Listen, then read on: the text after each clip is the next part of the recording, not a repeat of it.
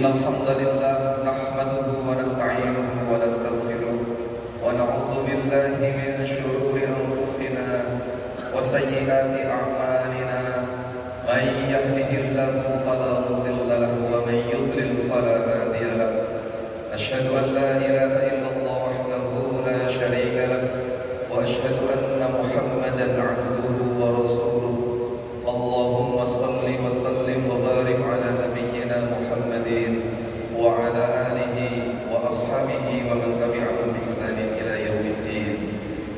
قال الله تعالى في القرآن الكريم: أعوذ بالله من الشيطان الرجيم. ولتكن منكم أمة يدعون إلى الخير ويأمرون بالمعروف وينهون عن المنكر وأولئك هم المفلحون. Yang terhormat dan kami hormati pimpinan daerah Muhammadiyah Sidoarjo beserta seluruh struktural jajaran yang dirahmati Allah. Yang kami hormati pimpinan daerah Aisyah Sidoarjo beserta seluruh jajarannya. Yang kami hormati Bapak Haji Dr. Andes Sodikin MPD, pemateri sekaligus pembina kajian ahad pagi ketika pimpinan daerah Muhammadiyah Sidoarjo pada pagi hari ini, segenap pimpinan amal usaha Muhammadiyah dan Aisyah dari TK hingga SMA Muhammadiyah atau SMK Muhammadiyah se-Kabupaten Sidoarjo, seluruh pimpinan Urtum organisasi otonom Muhammadiyah di Kabupaten Sidoarjo, dan seluruh hadirin jamaah yang tidak bisa kami sebutkan satu persatu yang dirahmati Allah Subhanahu wa taala. Syukur alhamdulillah pagi ini kita bisa berwajah dalam keadaan sehat walafiat, bisa menghadiri kajian ahad pagi ketika rutin yang diadakan setiap bulan oleh pimpinan daerah Muhammadiyah Sidoarjo di masjid kita tercinta, Masjid An-Nur Sidoarjo, yang dikomandani oleh Bapak Takmir kita, Bapak Faisal yang dirahmati Allah. Pada kesempatan kali ini merupakan sebuah kesyukuran kita bisa menghadiri acara kajian ini. Mudah-mudahan langkah kita masing-masing dari rumah menuju Masjid An-Nur ini senantiasa dicatat sebagai amalan soleh di sisi Allah Subhanahu wa taala. Mengawali kajian ahad pagi ini, marilah kita awali dengan bersama membaca basmalah. Bismillahirrahmanirrahim. Acara berikutnya yakni tilawah Al-Quran yang akan disampaikan dan dikumandangkan oleh adik kita tercinta Syekh Muhammad Danang Syamsuddin Mahmud.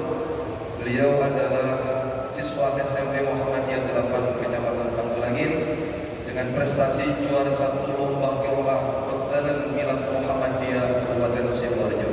Kepada adik kita Danang Syamsuddin Mahmud, waktu dan tempat kami aturkan.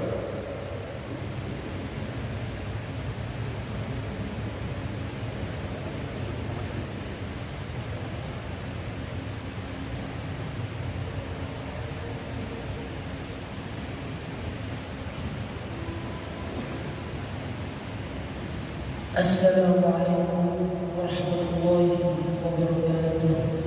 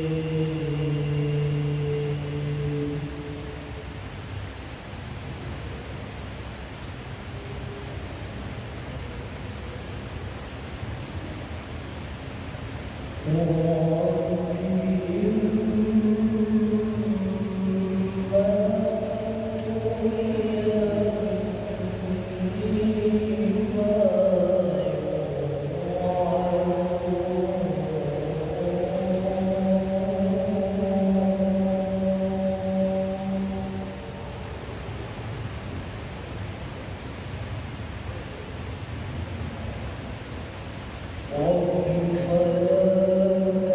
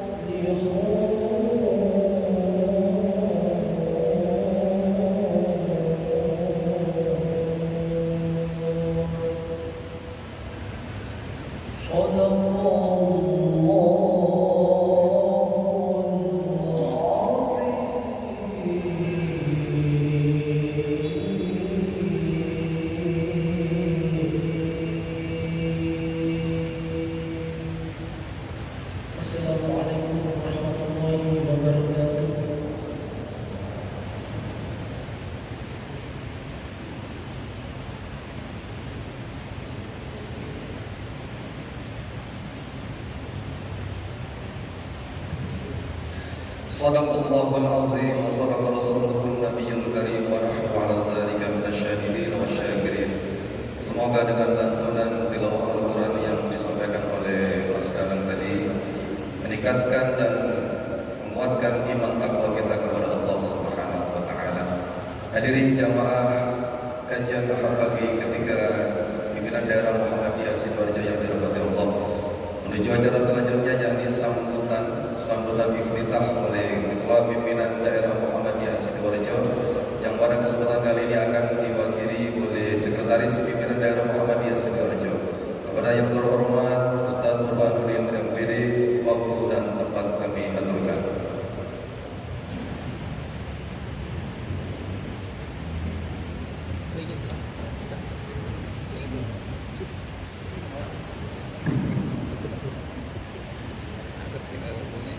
Bismillahirrahmanirrahim.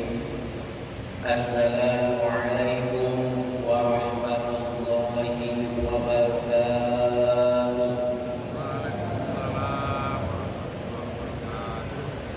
Innal hamdalillah nahmaduhu wa nasta'inuhu wa nastaghfiruh wa na'udzu billahi min shururi anfusina wa min sayyiati a'malina. من يهد الله فلا مضل له ومن يضلل فلا هادي له. أشهد أن لا إله إلا الله وأشهد أن محمدا عبده ورسوله. اللهم صل على محمد وعلى آله وأصحابه أجمعين ومن تبعهم بإحسان إلى يوم الدين. وَلْتَكُنْ مِنْكُمْ أُمَّةٌ يَدْعُونَ إِلَى الْخَيْرِ وَيَأْمُرُونَ بِالْمَعْرُوفِ وَيَنْهَوْنَ عَنِ الْمُنكَرِ وَأُولَئِكَ هُمُ الْمُفْلِحُونَ. Yang sama-sama kami hormati, yang pertama Al-Mukarram Kiai Haji Dr. Andes Sodikin MPD sebagai penceramah pada kajian Ahad pagi PDM pagi ini. Pimpinan daerah Muhammadiyah Kabupaten Sidoarjo, alhamdulillah pada saat ini jajaran pimpinan daerah sudah berkenan hadir.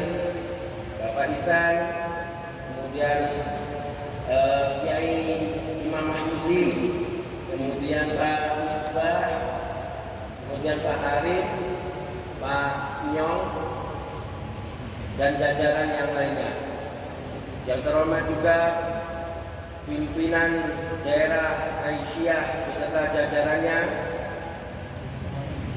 Ortom tingkat daerah, ada pemuda Muhammadiyah, kemudian Ikatan Mahasiswa Muhammadiyah, Ikatan Pelajar Muhammadiyah, kemudian Tapak Suci Hizbul Waton, dan yang kami hormati juga pimpinan cabang Muhammadiyah dan pimpinan ranting Muhammadiyah se-Kabupaten Sidoarjo, pimpinan cabang dan pimpinan ranting Aisyah se-Kabupaten Sidoarjo, dan para jamaah yang dirahmati oleh Allah Subhanahu wa taala.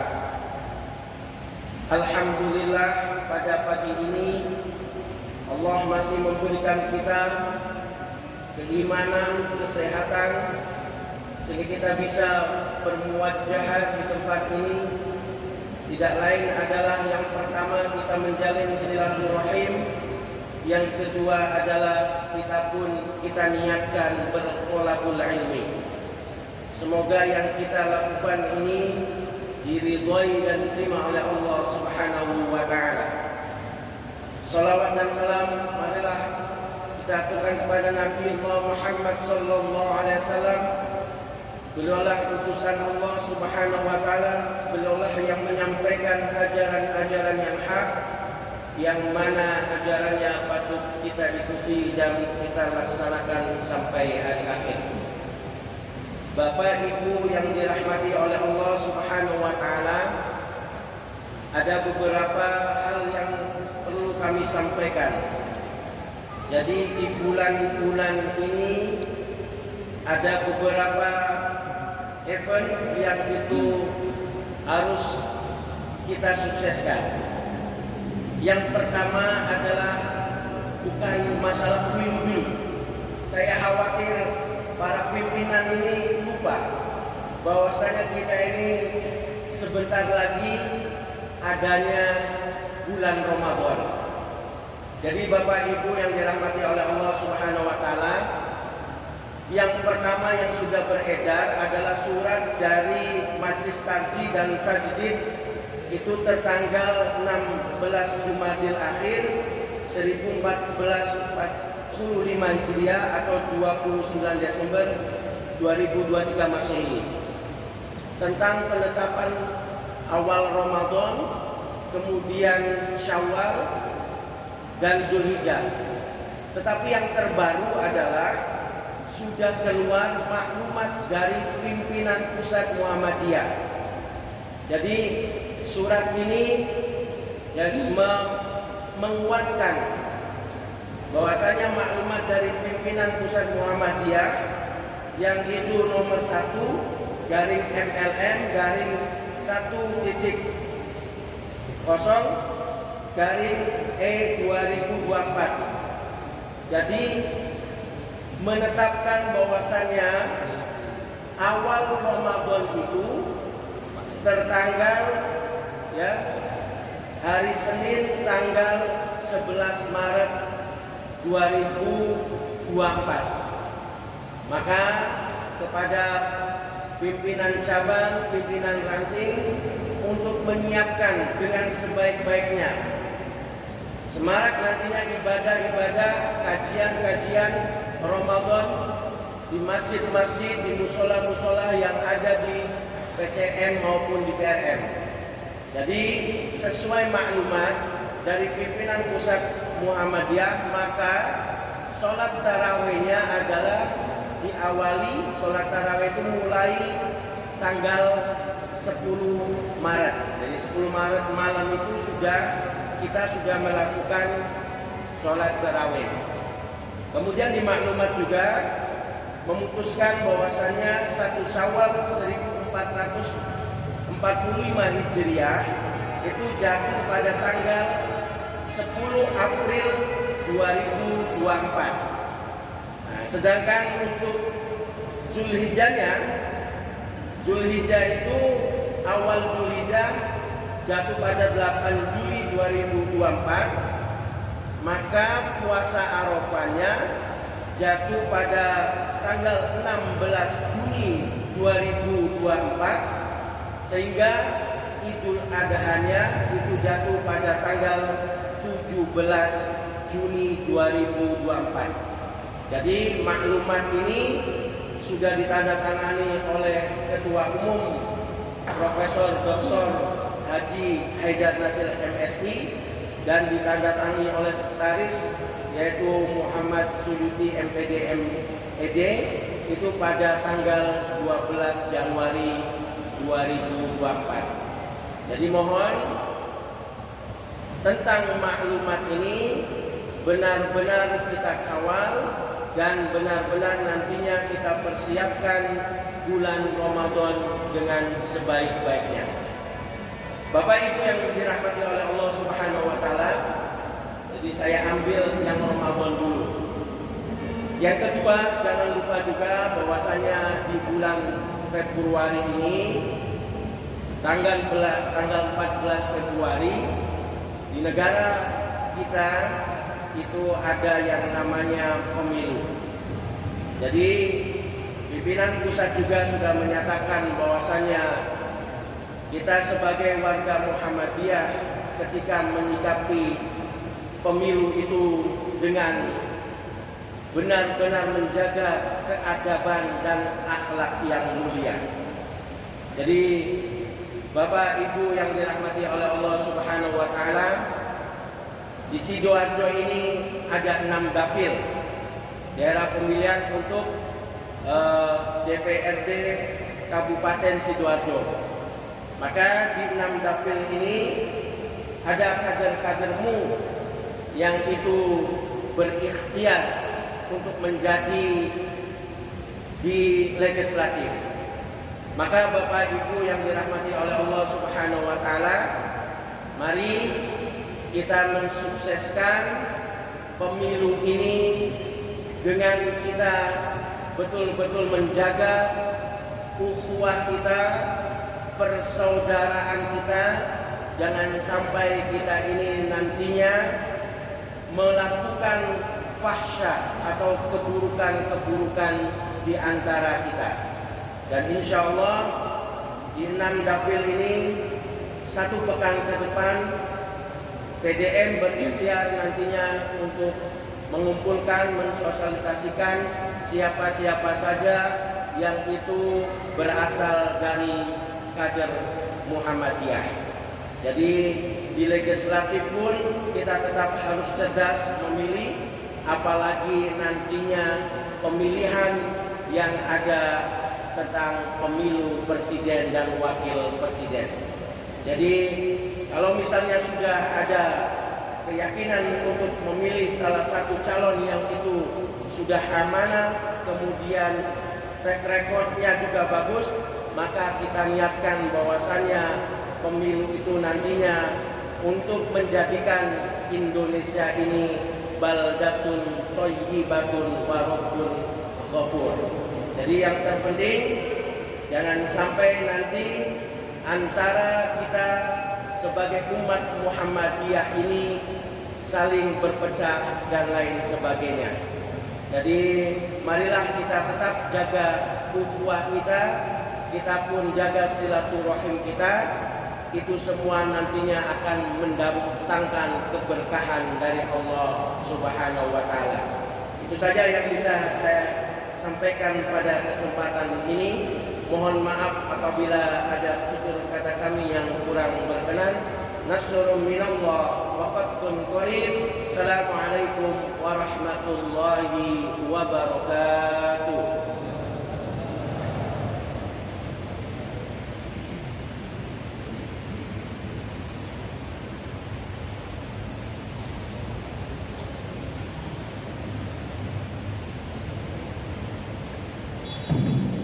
Disampaikan terima kasih atas sambutan yang telah disampaikan oleh Sekretaris Pimpinan Daerah Muhammadiyah Sidoarjo untuk mengawali kajian kita di pagi hari ini.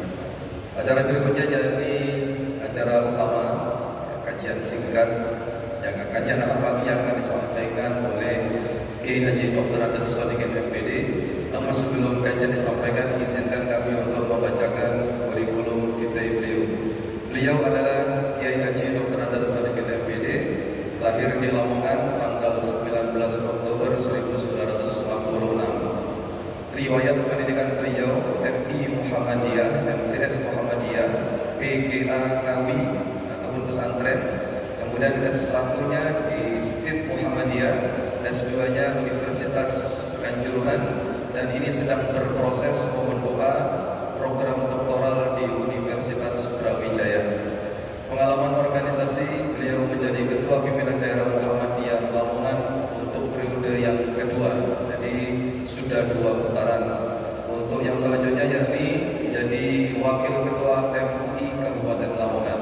Marilah kita tata hati kita, pikiran kita untuk mendengarkan kajian yang akan disampaikan oleh Kiai Haji Dr. Andes Sodikin MPD dengan tema Tantangan Dakwah Muhammadiyah di Abad yang Kedua. Kepada Kiai Haji Dr. Andes Sodikin MPD, waktu dan tempat kami aturkan.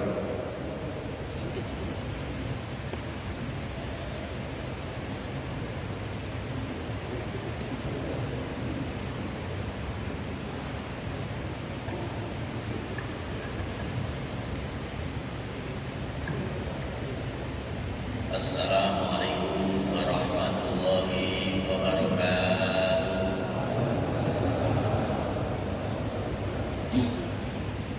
Alhamdulillah alladzi amarna bit taqwa wal istiqamah wa nahana 'anil ma'asi wal munkari wa tafarruqi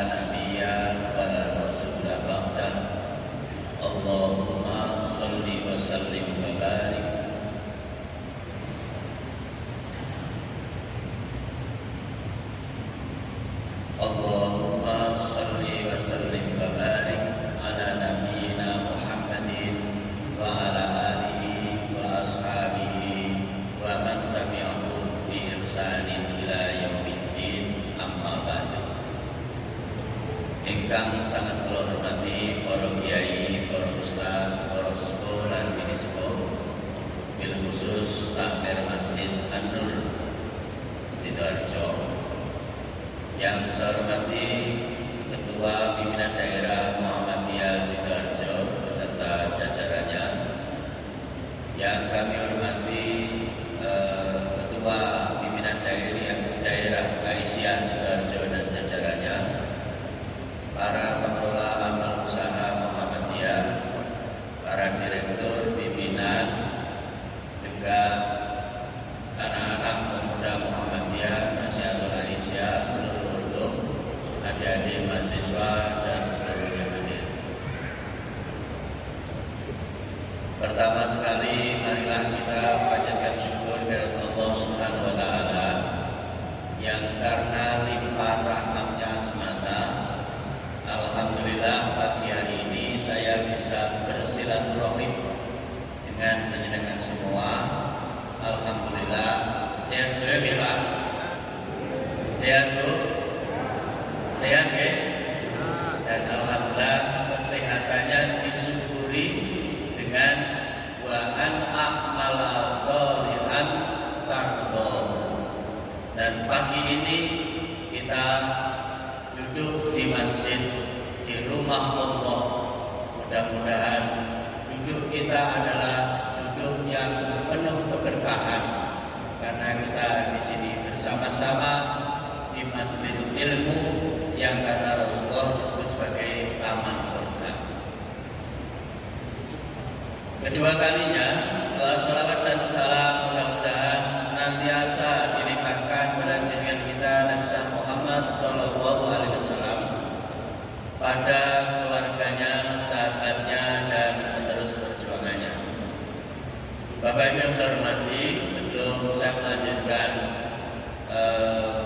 kajian pagi ini, tadi ketika dibacakan CV saya, ada sedikit yang perlu kami luruskan, yaitu bukan PGA Ngawi, ya.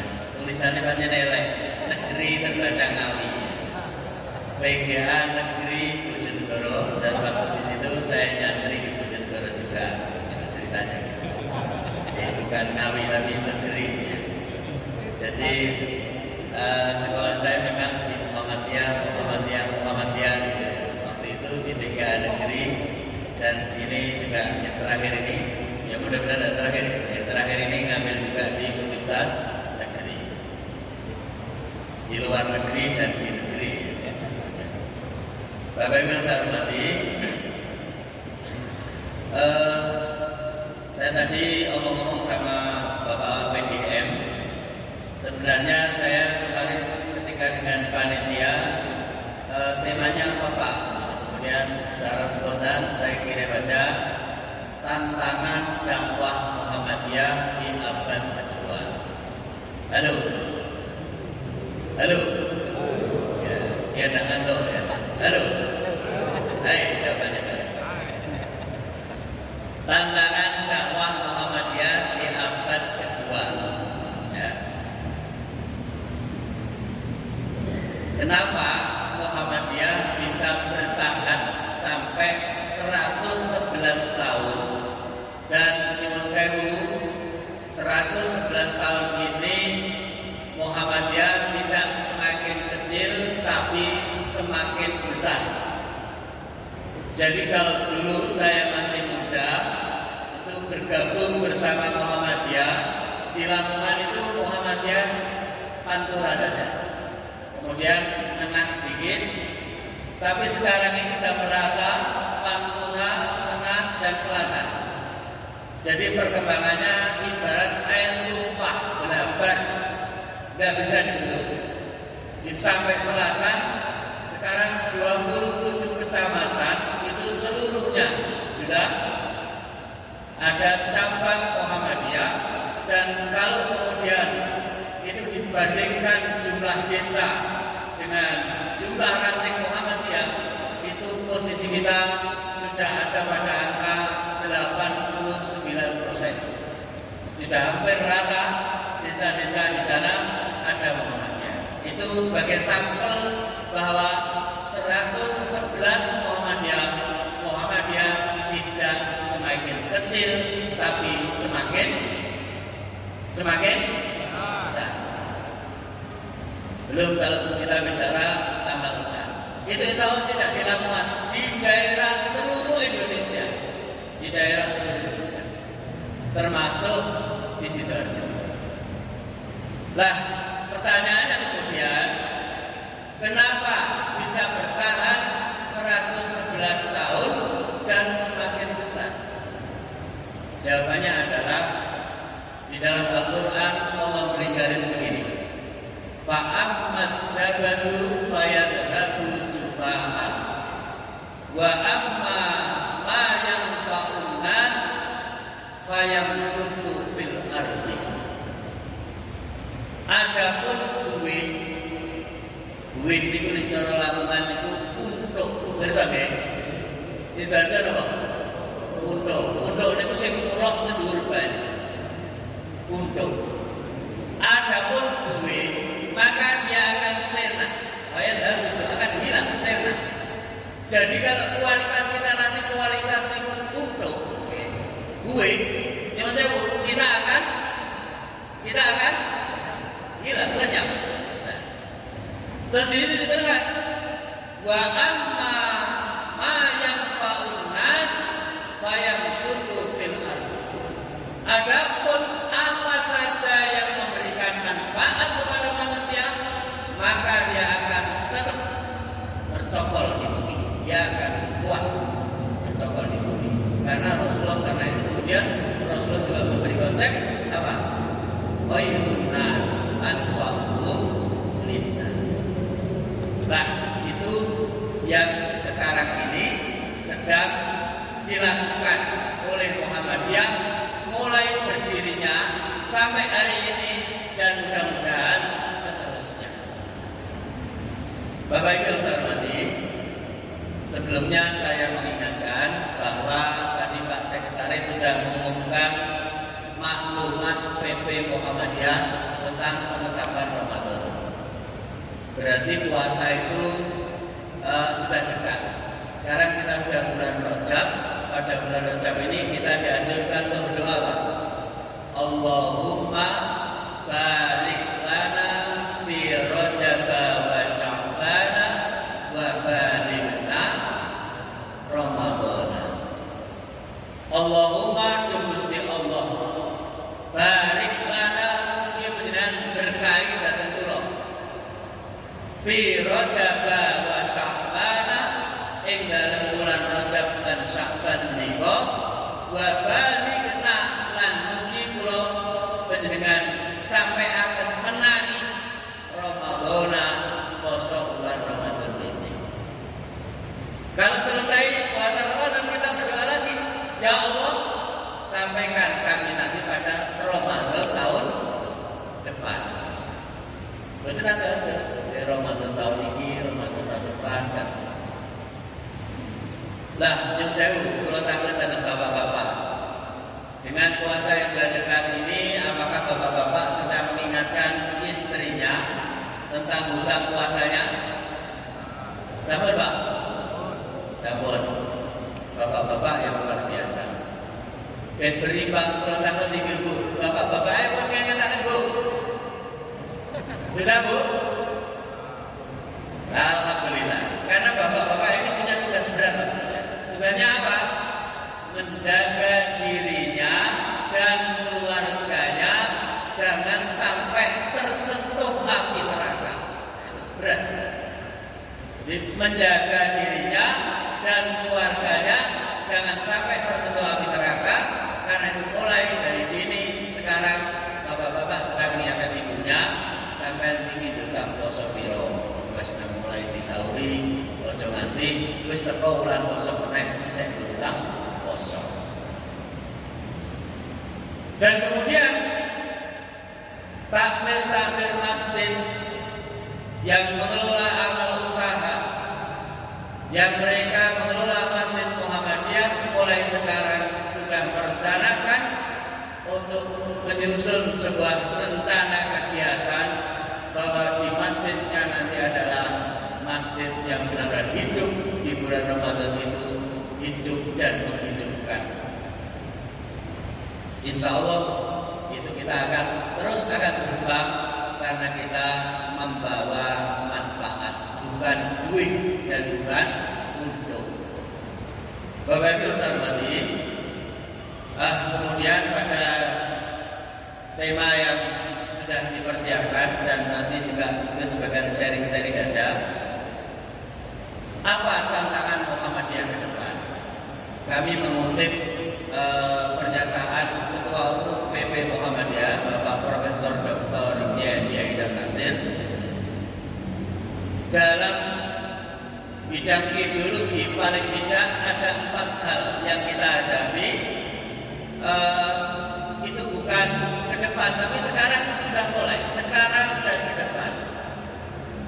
Yaitu pertama adalah ideologi multikulturalisme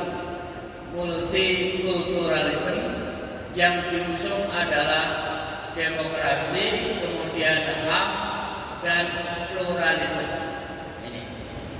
Jadi bersama kita sekarang sudah melingkupi kita sekarang, dan itu akan tetap ada di depan kita, di hadapan kita adalah multikulturalisme yang diusung adalah demokrasi, HAM dan pluralisme.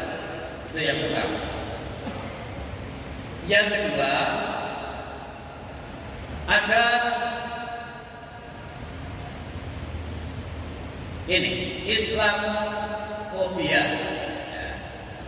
Karena di Eropa dan di negara-negara barat lainnya ada gelombang dahsyat yang luar biasa, yang kemudian gelombang itu berduyun-duyunnya generasi muda masuk Islam, dan kemudian kayaknya mereka khawatir terhadap gelombang itu, maka kemudian ada gerakan ini ya, kelompok-kelompok yang ketakutan itu kemudian bikin narasi macam-macam, ya, narasi yang muncul macam-macam, memberikan cap kepada umat Islam atau gerakan Islam yang kemudian capnya itu menakutkan, dikasih branding yang menakutkan, supaya kemudian menjadi menakutkan. Misalnya kalau ibu-ibu ditakut-takuti dengan gerakan poligami misalnya ya, kemudian kalau keamanan ditakut-takuti dengan ini teroris ya. Mungkin kejadiannya sama, tapi kalau yang melakukan orang Islam narasinya akan berbunyi teroris, kalau lainnya mungkin cukup gerakan pengacau keamanan atau apa namanya ya. Ini gerakan ini sekarang juga cukup bergerak luar biasa. Jangan sampai kemudian nanti Islam itu menjadi musuh bersama. Ini yang kita harus benar-benar bisa menjawab tantangan itu. Kemudian yang ketiga ada gerakan konservatisme, ya, konservatisme, yang di situ mereka yang dalam posisi zona nyaman, kemudian mereka agak apatis terhadap kemajuan. Mereka agak apatis terhadap kemajuan. Dan yang terakhir, yang keempat, menurut Prof. Haidar adalah ini percepatan kemajuan teknologi yang luar biasa, yaitu dengan revolusi industri 4.0. Yang ini perubahan luar biasa yang kita harus siap menghadapi ini dengan berbagai hal yang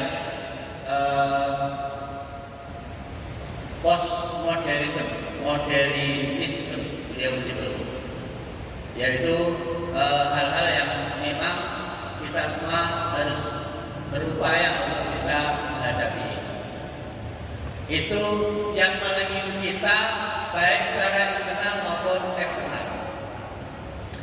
Kemudian dari LDK Pak Fauzan, LDK Pimpinan Pusat Muhammadiyah, itu secara internal yang terjadi di Muhammadiyah yang sekarang ini kita perlu menata ulang, perlu merekonstruksi supaya itu kemudian bisa kita jawab, yaitu yang pertama mulai menurunnya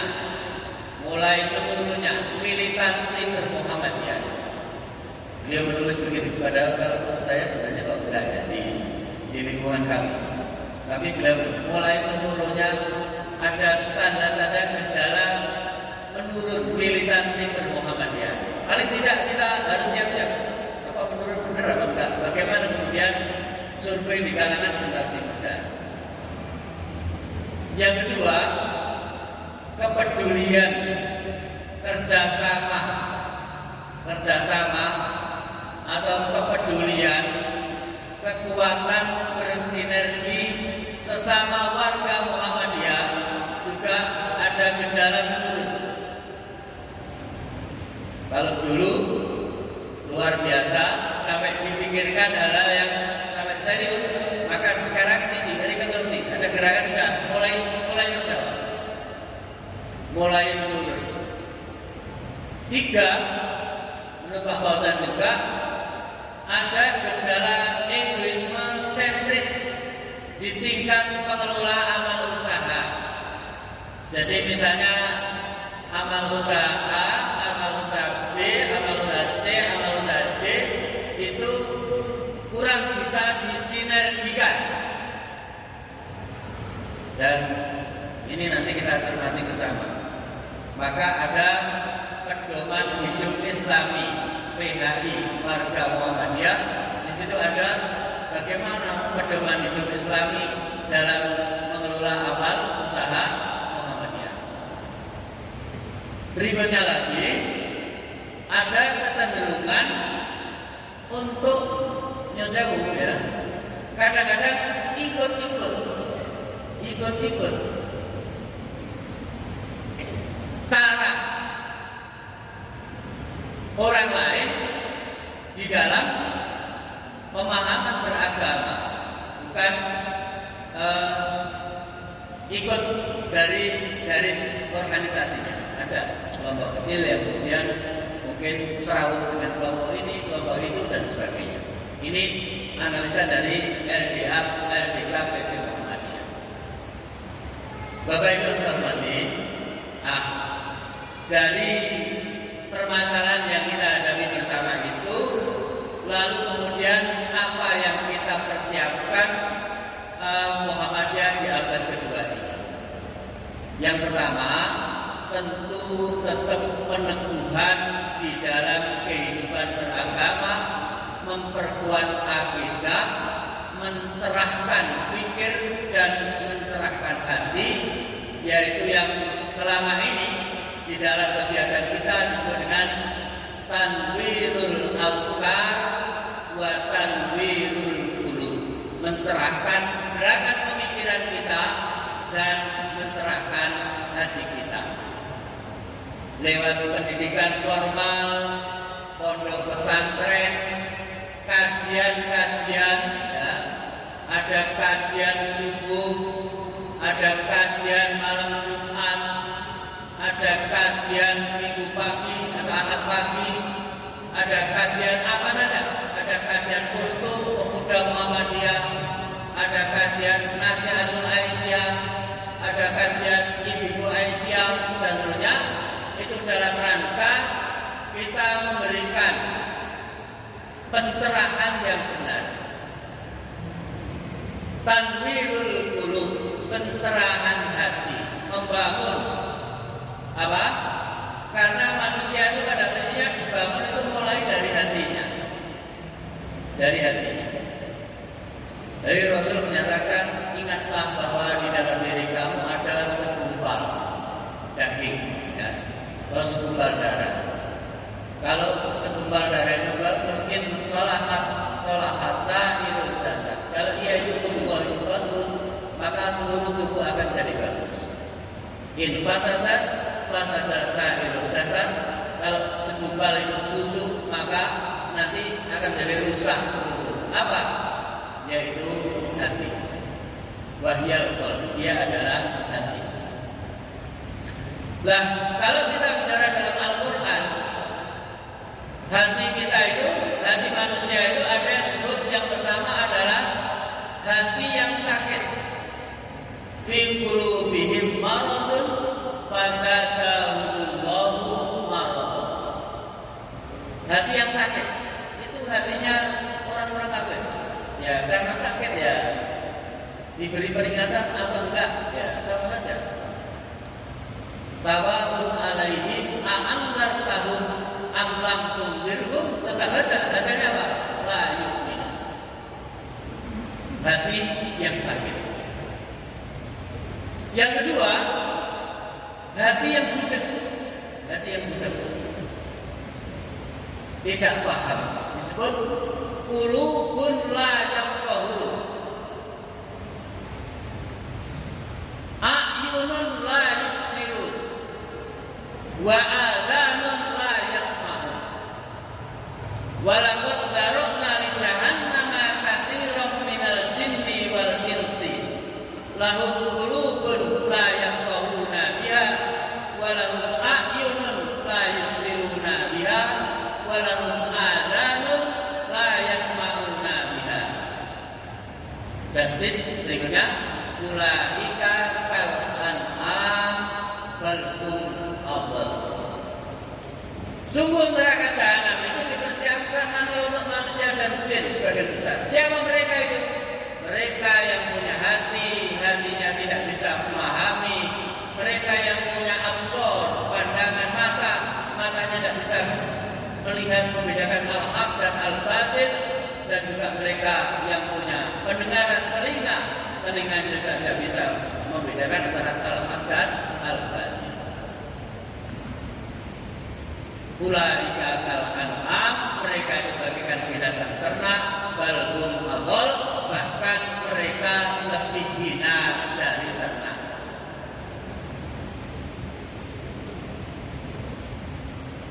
Bapak Ibu yang hormati, yang ketiga, qalbun salim, hati yang selamat. Inilah hati yang dapat hidayah.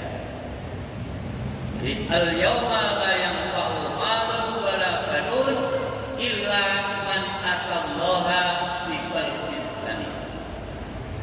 Pada hari ini ketika kamu meninggal, kita semua meninggal, ketika berpisah antara nyawa dan jasad kita, la yanfa'u malun wala banun, tidak ada gunanya lagi harta dan anak-anak,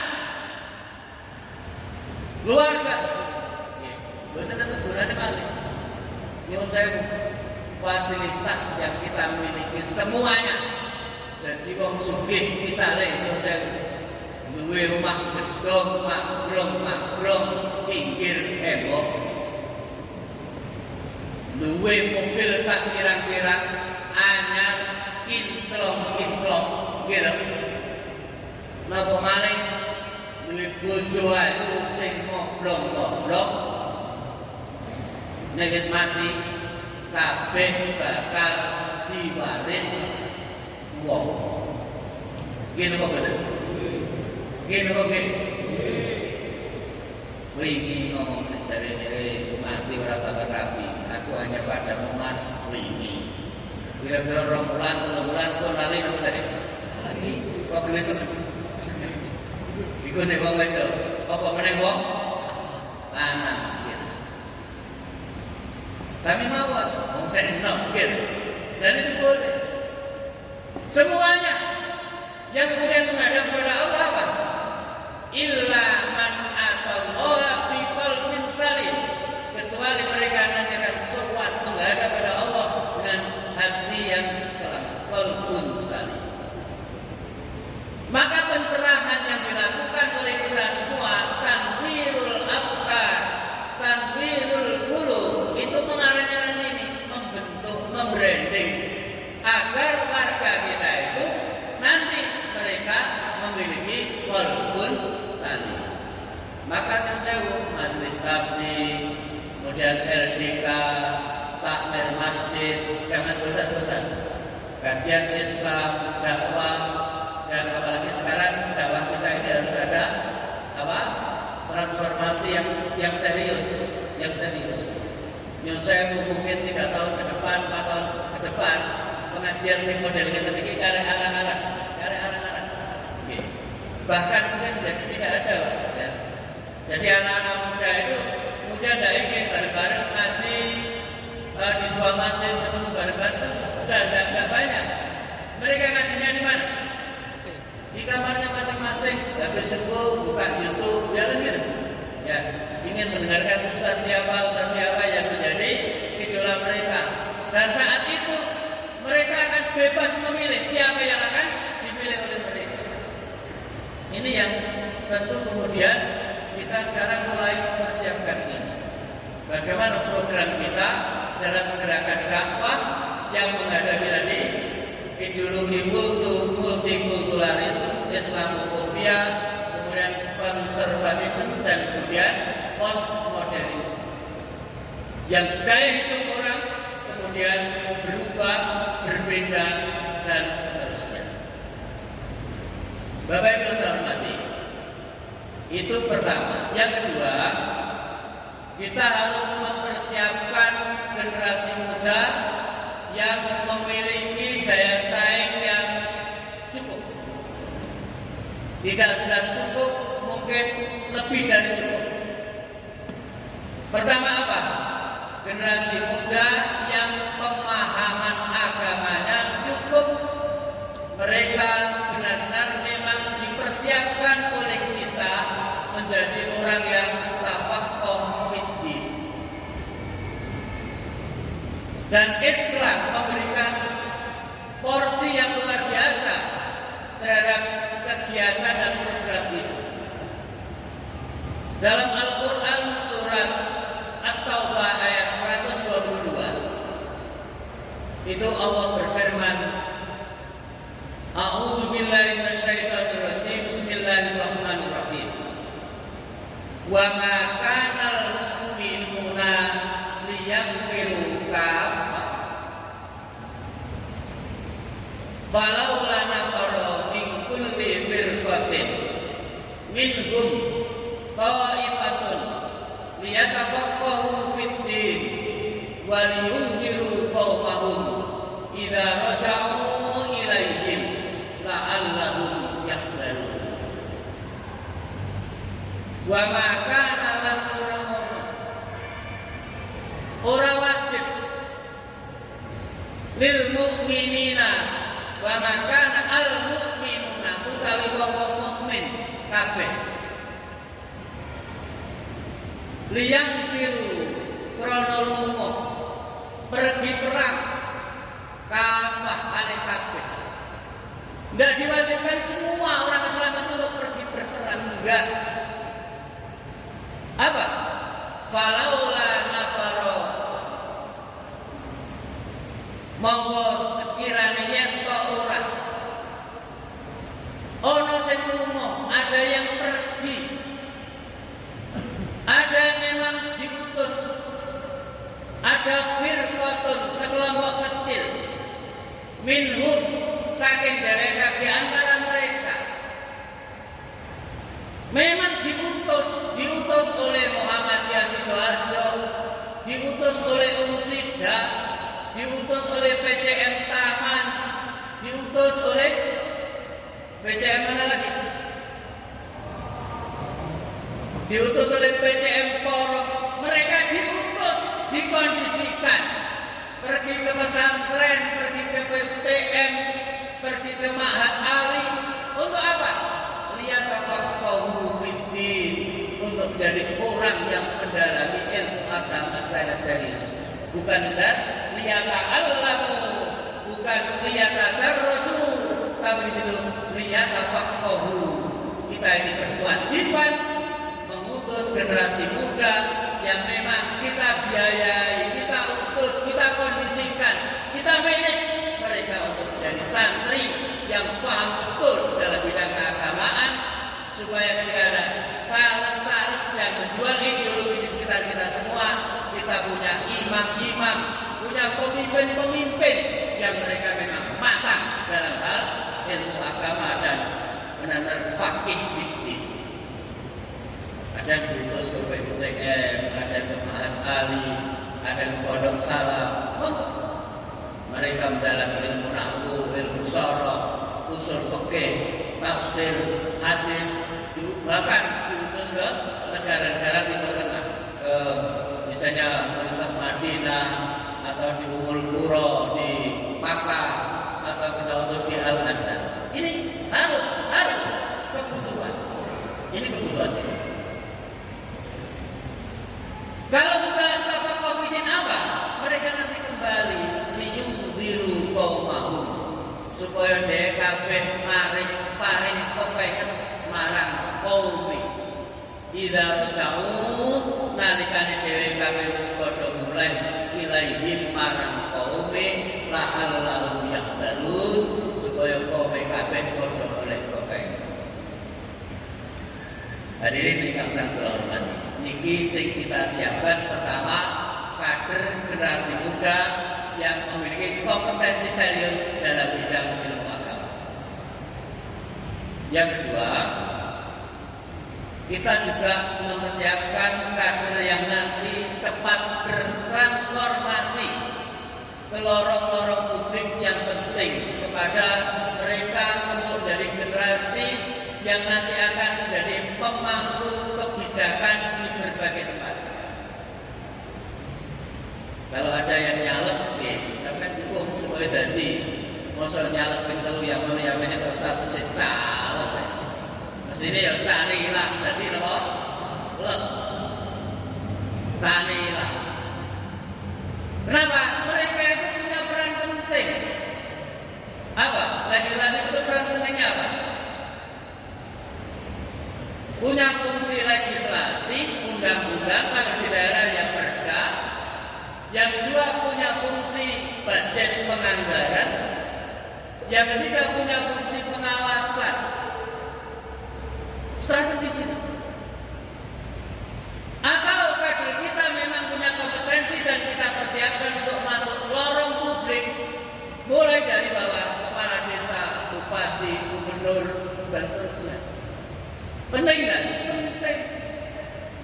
Coba kalau misalnya kita terjemahkan hadis ini ya. Man ra'a minkum munkaran falyughayyir bi yadihi.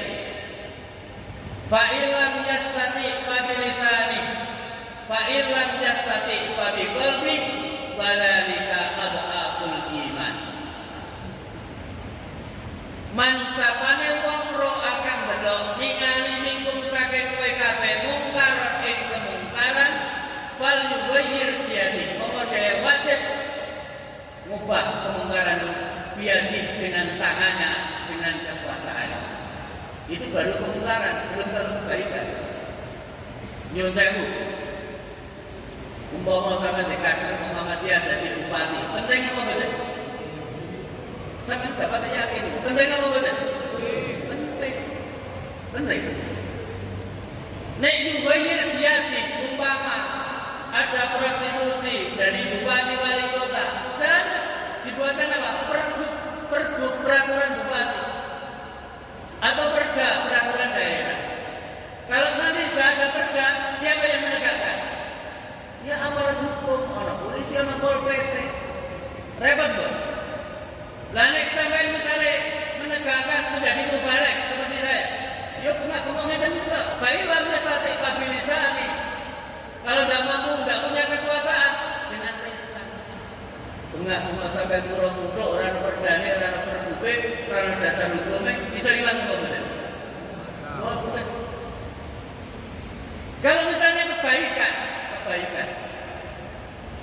sampai bangun pesantren, ngajar proposal ke bupati, di bupati, terus ditulis mau karena bupati, nggak mau.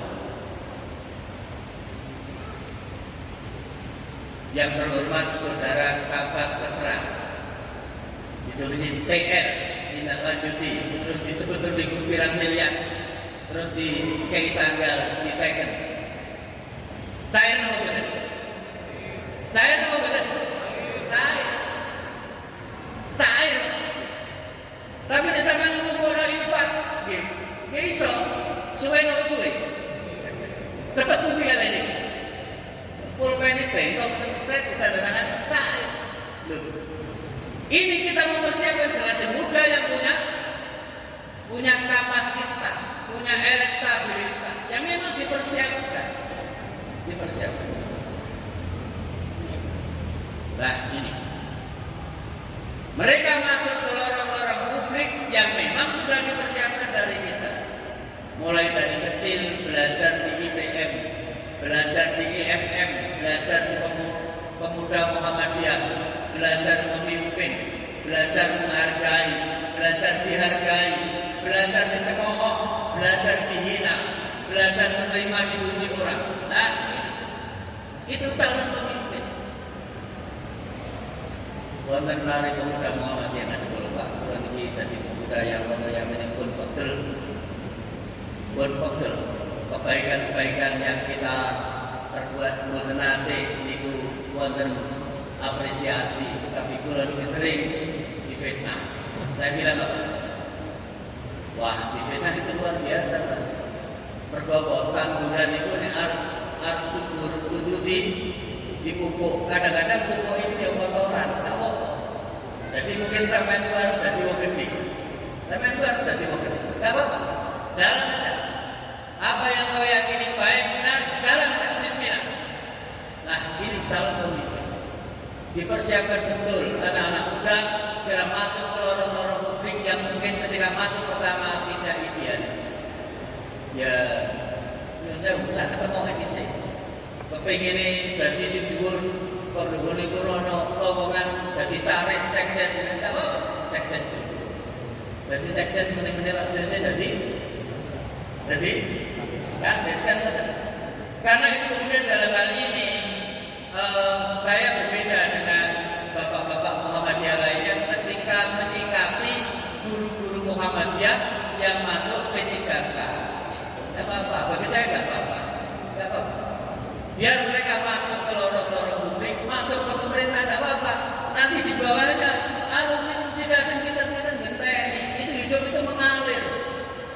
Tidak usah ada kalimat mereka kita patah saja kita berhentikan, mereka menyelingkuhi kita jadi sombong. Jangan aja mengalir, tidak apa-apa. Muhammadiyah tidak akan kehilangan kader. Mereka biar mereka akan berdharma bakti di tempat lain karena memang mereka kita persiapkan menjadi kader Muhammadiyah, kader Islam, kader bangsa. Bukan cuma menjeluk Anda, tidak apa-apa. Biar mereka berkembang di luar pun juga tetap Muhammadiyah. Tetap Muhammadiyah, tidak akan berubah. Nah ini, kita persiapkan mereka untuk masuk ke lorong-lorong publik dengan dibekali apa? Penguasaan ilmu pengetahuan yang bagus dan kemudian juga dari apa? Penguasaan ajaran agama yang bagus. Yang ketiga, insyaallah tiga ini kemauan. Yang ketiga, yang saya penguatan bidang ekonomi. Penguatan bidang ekonomi. Kalau penjenengan googling ada 10 hal yang mempengaruhi dunia ke depan. Itu ada politik, ekonomi, hankam, sosial budaya dan sebagainya. Itu teratas itu ekonomi. Kalau penjenengan bicara oligarki, bicara sekian naga dan sebagainya itu sebenarnya mereka itu siapa? Mereka itu jeragan-jeragan. Jadi yang saya mau coba kalau rotok, mesti ini sampai ini jadi jeragan. Mesti benar itu ngoten. Nek kalau rotok menjadi kritikus itu kita tidak jadi pelaksana. Jadi hidup itu memang ada yang pelaksana, ada yang kritik. Jalan hidup kalau orang kritik saja, yang saya sampai tidak ini mau jalan hidup itu kritik sampai tua sampai mati. Itu insya Allah jadi kritikus saja. Ya kritik, dia pegel kritik bawah. Tapi kalau jadi pelaksana, ya itu adalah jadi pelaksana. Dan saya ini memilih jalan hidup saya pelaksana, memilih, bukan kritikus. Lah, maka kemudian yang penting sekarang apa? 10 hal yang mempengaruhi dunia ke depan dari ideologi politik, hankam, macam-macam.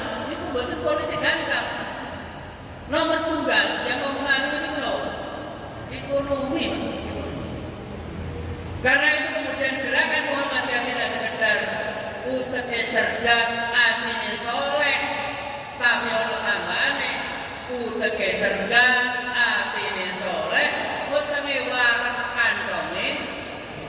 kantonge iku jenenge seger. Niku penting. Maka yang saya kalau betul umum ini tapi paling tidak bisa kena ditiru. PDM bangunan, membangun SPBU, pom bensin. Itu dalam rangka apa? Membangun ini, mempersiapkan dana dakwah benar-benar tergantung dari apa? Infak, ternak, ayam telur dan berbagai gerakan ekonomi lainnya. Sidoarjo luar biasa. Bikin untuk kerajinan tas, kerajinan sepatu, itu yang seharusnya Majelis Ekonomi PDM Siaga Sidoarjo segera turun mencari anak-anak muda yang berbakat, di training, dikerjasamakan dengan apa? Teman-teman kita yang sekarang sudah punya perusahaan-perusahaan itu. Dan nanti diserahkan dengan siapa? Ponorogo, Madiun itu sudah punya suryamat yang jumlahnya banyak. Nanti dibanjiri tas sepatu dari Sidoarjo. Itulah silaturahim yang diterjemahkan oleh Nabi. Silaturahim itu adalah apa? Gawana umur, gimana rezeki. Betul kok bedok itu harus buyar. Silaturahim itu network. Dan kami bersama teman-teman beberapa PDM itu ada kegiatan namanya ngopi bareng, itu mensinergikan. Kita sinergikan. Nanti kalau kita mulai sekarang 10 tahun yang akan datang, Muhammadiyah, orang-orang Muhammadiyah akan menjadi lebih kaya dari mereka-mereka yang sekarang disebut oleh media-media itu. Saya yakin. Harus dimulai dari sekarang. Kita membangun ekonomi. Sidoarjo ada lagi apa? Tambah. Dulu terkenal Bandeng Sidoarjo. Tambah ada Bandeng Sidoarjo, ada Udang Sidoarjo. Ibu Aisyah ada UMKM. Bagaimana Bandeng Sidoarjo yang berkualitas kemudian disentuh oleh UMKM jadi Presto Bandeng atau menjadi kotak-kotak Bandeng yang dikemas dengan kemasan yang bagus dan kemudian itu bisa membantu pasar. Produk siapa? Aisyah Sidoarjo. Dan kearifan lokal Sidoarjo lainnya apa? Ini kalau kita mau bangun bangkit, ya, kekuatan agamanya kuat, kemudian generasi muda kita siap bersaing, lalu ekonominya kuat, insya Allah akan dibangun itu. Saya nanti ke depan akan bersaing dengan siapa saja, kita akan kuat. Sebab ada caleg kita itu yang nyalek itu digojol orang ini. Ya, sampai meragukan mas kapasitasnya sangat luar biasa. Tapi sampai kondisi kurang isi tas. Kapasitasnya luar biasa, tapi katanya yang kurang apa? Itu di-branding dari mana? Membangun ekonomi yang bagus. Jadi untuk membangun kita ke depan dengan 3 hal itu, yang terakhir sekali kita bahwa kita persiapkan bahwa generasi kita adalah generasi yang menghadapi teknologi digital yang postmodernisme tadi, itu perlu dijawab dengan serius. Insya Allah itu saja yang kami sampaikan. Karena mulainya tadi sudah agak siang, mungkin kalau bisa lanjutkan akan mengganggu aktivitas dengan selanjutnya. Maka kalau misalnya masih ada waktu, kalau ada sharing, insya Allah kami masih siap duduk di sini. Kalau kemudian cukup, ya kami cukupkan sampai di sini. Assalamualaikum. Masih ada? Baik, disampaikan terima kasih atas paparan kajian yang disampaikan oleh Kiai Haji. Ya. Tadi untuk berikutnya Bapak Ibu menggarisbawahi beberapa tantangan di abad kedua yang dikutip dari Profesor Haidar Nasir. Yang pertama adalah multikulturalisme, yang kedua adalah Islamophobia, yang ketiga adalah konservatisme, dan yang keempat adalah postmodernisme. Sebagai solusi menurut Kiai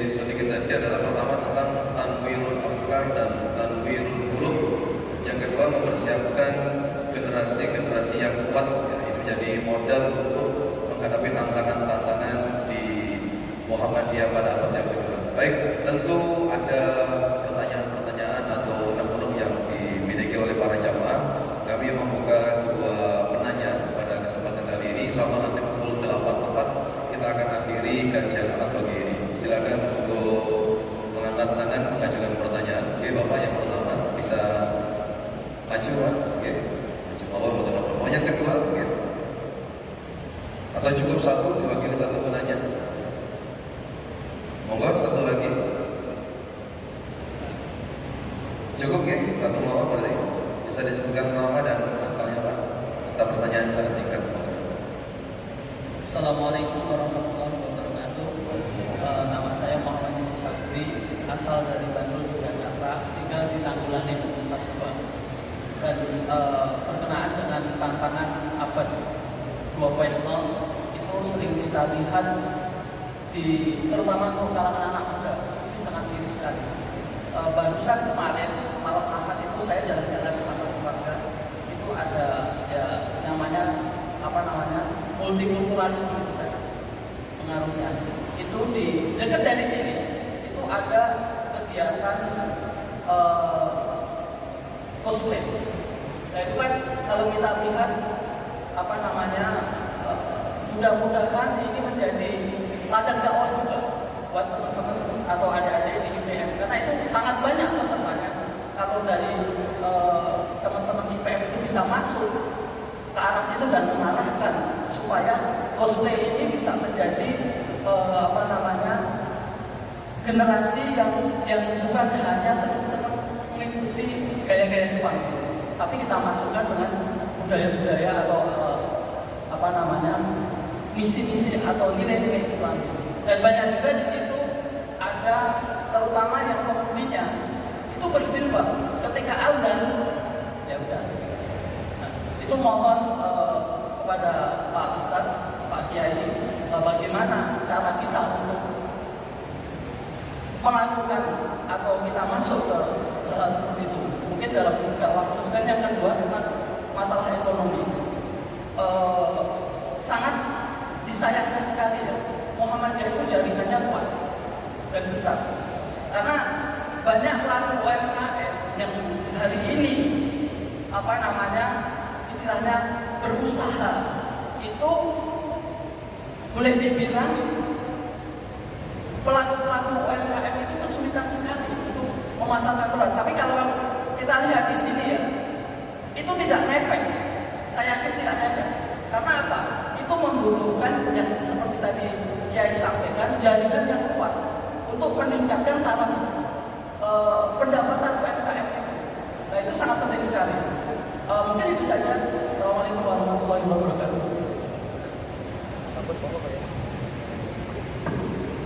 Bapak Ibu yang saya hormati, di era teknologi digital, dunia tanpa batas, memang kemudian budaya tadi saya sebut bahwa multikulturalisme itu tidak bisa dibendung. Jadi anak-anak kita, misalnya budaya kuliner aja misalnya, anak-anak kita itu sekarang jajannya itu bukan pecel, bukan rawon, ya kan Pak?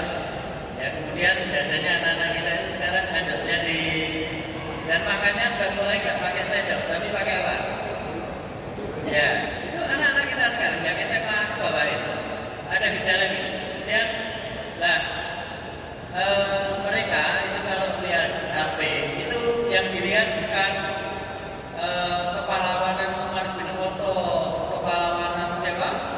Usama, bukan kepahlawanan Khalid bin Walid, tapi siapa? Drakor, ya. Drama Korea. Saking musuhnya sampai nangis-nangis. Mergo dijajari ibu yang belum bisa, musuh bisa. Nah, karena itu tadi, maka anak-anak muda kita kemudian kita kasih alternatif. Ya, alternatif apa? Pilihan-pilihan, ada kegiatan kajian-kajian. Kalau mereka keluar dari rumah, nyuwun sewu, ngaji Qur'annya sudah benar, sholat 5 waktunya sudah cukup, dan kemudian pemahaman agama lainnya sudah baik. Mereka diperoleh dari mana?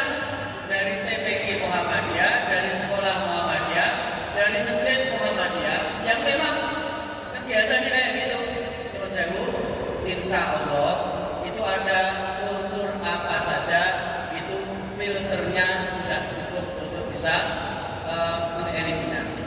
Filternya sudah cukup. Maka dari awal tadi saya kajian keislamannya harus serius dan bersungguh-sungguh.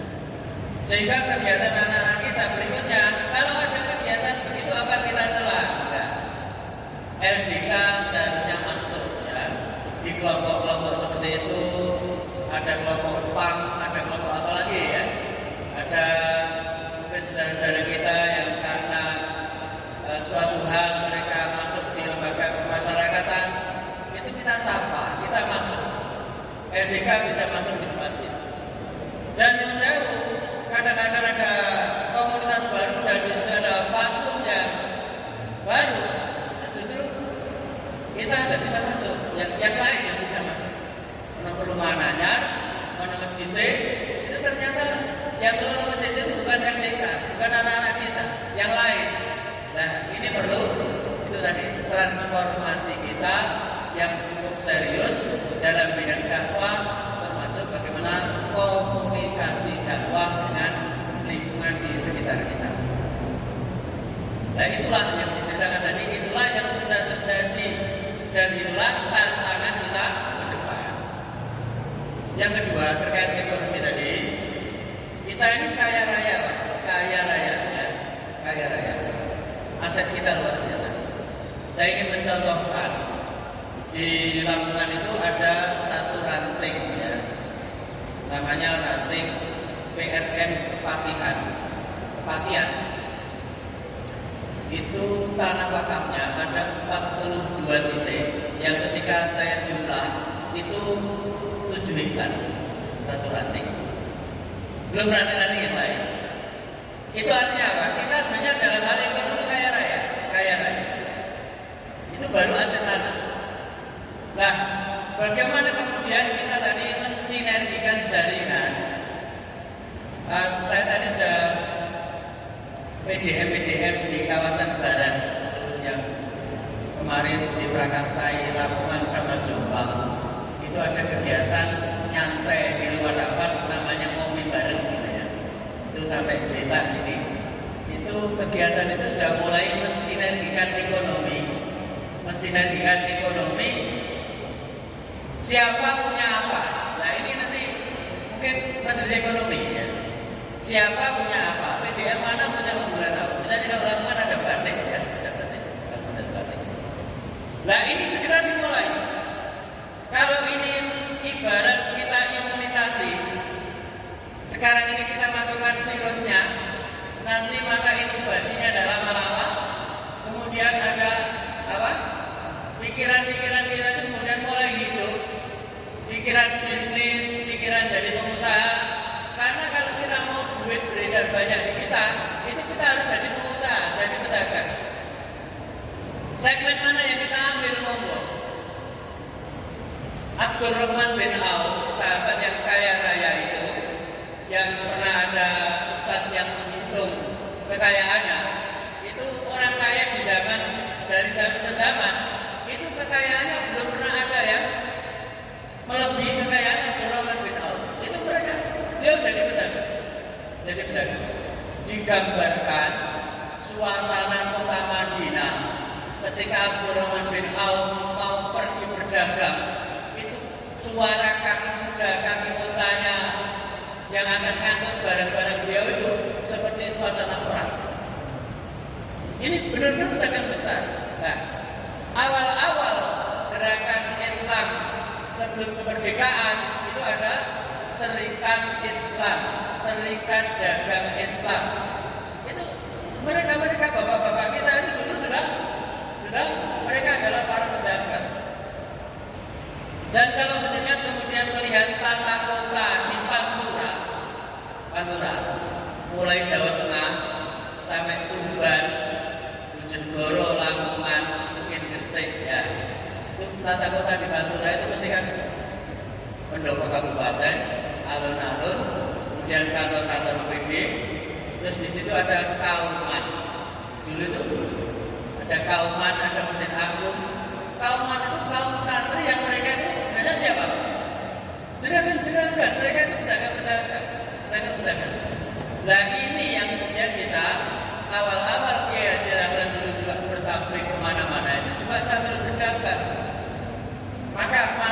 generasi muda kita sekarang ini, monggo kita injek pikiran mereka agar mereka segera memiliki gairah untuk menjadi pengusaha, wirausaha, karena Nabi mengistilahkan kalau ada rezeki 10 maka yang 9 itu berputar di mana? Di pedagang. Yang 9 itu berputar di pasar, 9 itu berputar di pedagang. Nah ini bagaimana kemudian wirausaha di Sidoarjo ini bisa digerakkan. Saya tadi tidak tahu potensinya di sini apa, tapi paling tidak saya tahu ada apa tadi?